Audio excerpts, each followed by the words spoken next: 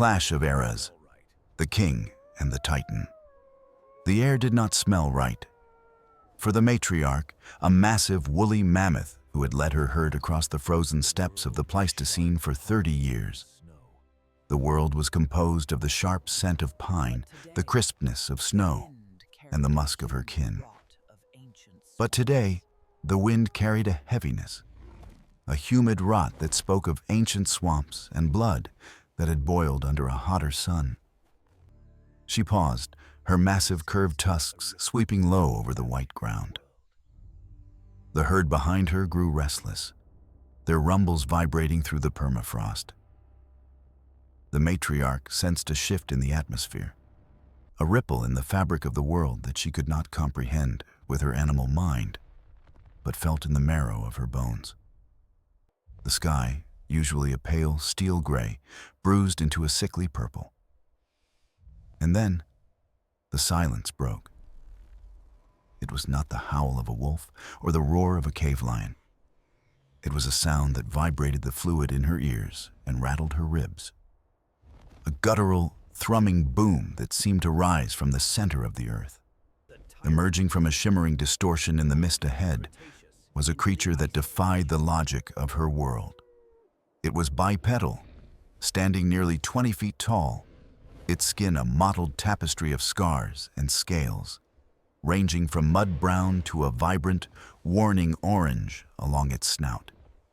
It was the tyrant lizard king, a Tyrannosaurus rex pulled from the humid heat of the Cretaceous into the biting cold of the Ice Age.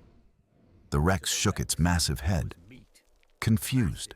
The cold air stung its nostrils, foreign and sharp. It was hungry.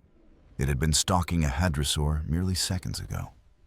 And now, the tropical ferns were gone, replaced by this blinding white powder that crunched under its three-toed talons.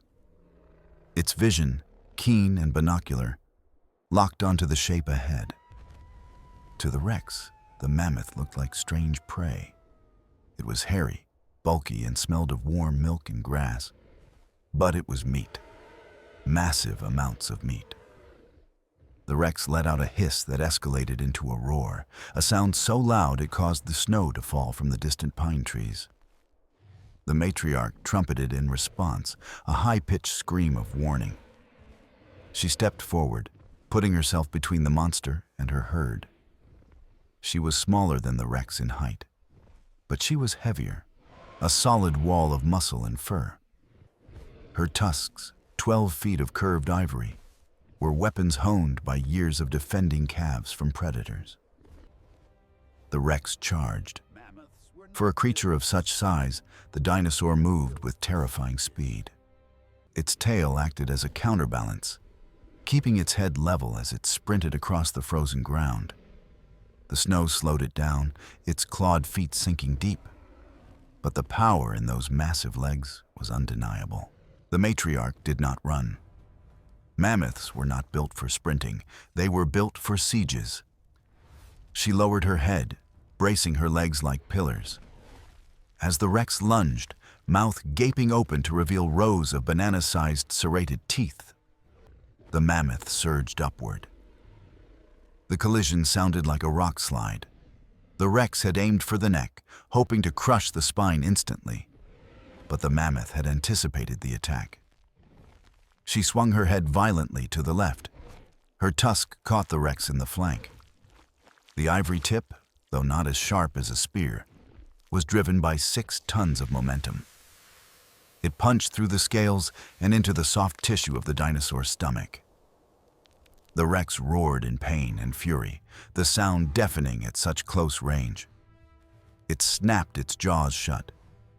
But instead of the mammoth's neck, it caught the thick hump of muscle and fat on her shoulder. The bite force was catastrophic. Even through the thick, matted wool and tough skin, the teeth sheared through flesh. Warm blood sprayed onto the white snow, steaming in the frigid air. The matriarch trumpeted in agony, but used the pain to fuel her drive. She drove forward, using her lower center of gravity to unbalance the bipedal giant. The Rex, unused to fighting something that pushed back with such sustained force, stumbled. The ice beneath its feet was slippery, completely unlike the firm mud of its home. Its talons scrabbled for purchase, failing to find a grip. They broke apart, circling each other. The snow around them was now trampled into a bloody slush. The Rex was breathing heavily, visible plumes of vapor erupting from its snout. The cold was seeping into its reptilian muscles, making it sluggish. It needed to end this quickly. It was an ambush predator, designed for a crushing bite, not a prolonged wrestling match in freezing temperatures. The mammoth was bleeding heavily from her shoulder, the red stain spreading down her shaggy coat. But she was in her element. The cold invigorated her. She watched the dinosaur with small, intelligent eyes. She saw it shivering. She saw the hesitation in its step as the ice burned its feet. The Rex lunged again, this time lower, trying to bite the mammoth's leg to hamstring her. It was a calculated move. The jaws clamped around her left foreleg. Bone cracked. But this brought the Rex's head down low. The matriarch screamed, but she did not retreat. Instead, she collapsed her weight forward, intentionally dropping to her knees. She used her massive skull as a hammer, slamming her forehead into the side of the Rex's head. The impact dazed the dinosaur. The Rex released its grip, staggering back, shaking its head to clear the stars from its vision. It was the opening the matriarch needed. Ignoring the screaming pain in her crushed leg, she rose.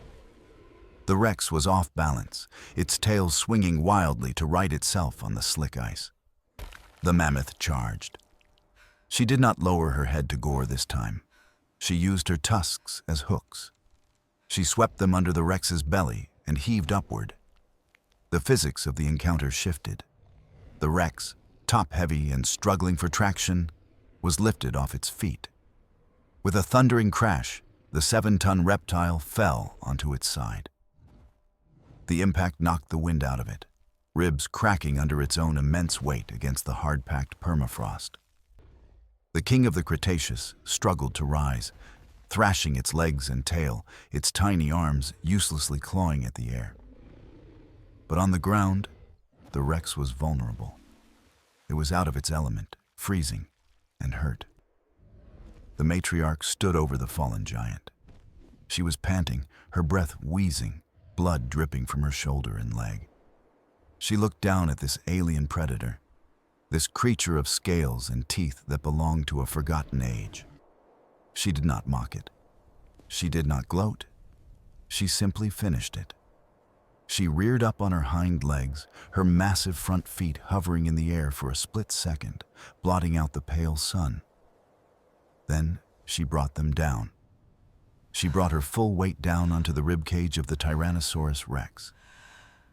There was a sickening crunch as the hollow bones of the dinosaur gave way. The roar of the Rex was cut short, replaced by a gurgling exhale. The massive body twitched once, the powerful tail thumping the snow, and then went still. The silence returned to the steppe. The wind howled, picking up the fresh snow and beginning to cover the carcass of the intruder. The matriarch stood there for a long time, watching the life fade from the reptilian eyes. The rift that had brought the monster was gone, leaving only the aftermath. She was wounded, perhaps mortally, but her herd was safe. She turned slowly, limping heavily, leaving a trail of red in the white world, moving back toward the safety of the pines where her family waited. The Ice Age had claimed another victim, proving that on the frozen tundra, the warm blood